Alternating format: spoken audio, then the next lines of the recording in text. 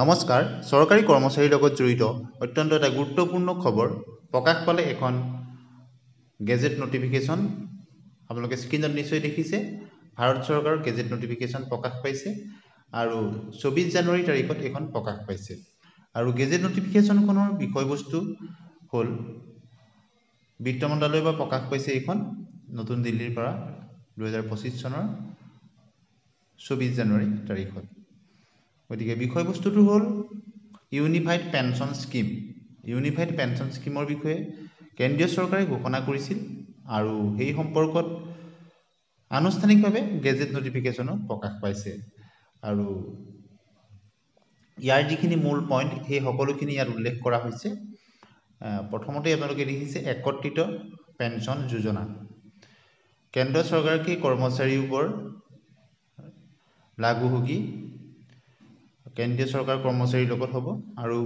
আপোনালোকে নিশ্চয় জানে কেন্দ্ৰীয় চৰকাৰে যিখিনি নীতি নিৰ্দেশনা পালন কৰে আমাৰ অসম চৰকাৰৰ কৰ্মচাৰীৰ ক্ষেত্ৰতো সেইখিনি অসম চৰকাৰে প্ৰযোজ্য কৰা দেখা যায় গতিকে ইউনিফাইড পেনশন স্কিমৰ বিষয়ে বিস্তৃত আলোচনা আগত হৈছে কিন্তু অফিচিয়েলি প্ৰকাশ পোৱা নাছিল আৰু অফিচিয়েলি এতিয়া গেজেট নটিফিকেশ্যনো প্ৰকাশ পালে এতিয়া সকলোখিনি কথা স্পষ্ট হ'ব ইয়াত কিখিনি এনপিএছৰ তুলনাত ইয়াত কিখিনি নতুন আছে আপোনালোকে নিশ্চয় গম পাইছে যে যিসকল এনপিএছৰ অধীনত আছে তেওঁলোকে ইউপিএছৰ অধীনলৈ আহিব পাৰিব আৰু এই পেনশন যোজনাত কেন্দ্ৰ চৰকাৰৰ কৰ্মচাৰী বা ৰাজ্য চৰকাৰৰ কৰ্মচাৰীসকল তেওঁলোক অন্তৰ্ভুক্ত হ'ব পাৰিব তেওঁলোকৰ হাতত এটা অপশ্যন থাকিব তেওঁলোক এনপিএছত থাকিব নে ইউপিএছত থাকিব গতিকে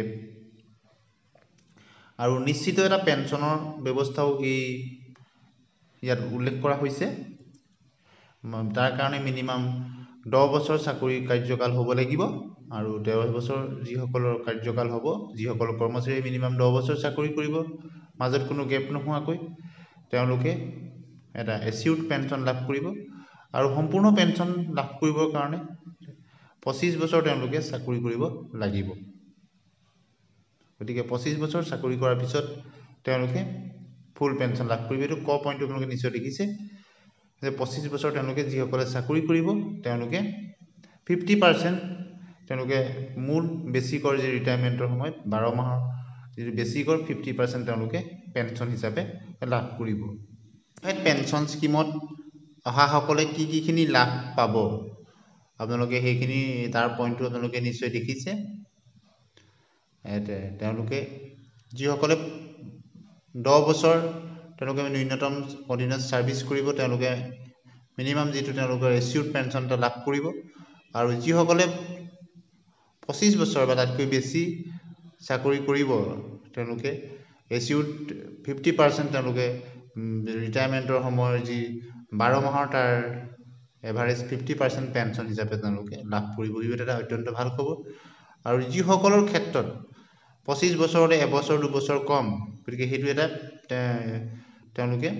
কেনেদৰে তেওঁলোকে কিমান পেনশন পাব গতিকে সেই হিচাপত আনুপাতিক হিচাপত তেওঁলোকে পেনশনটো লাভ কৰিব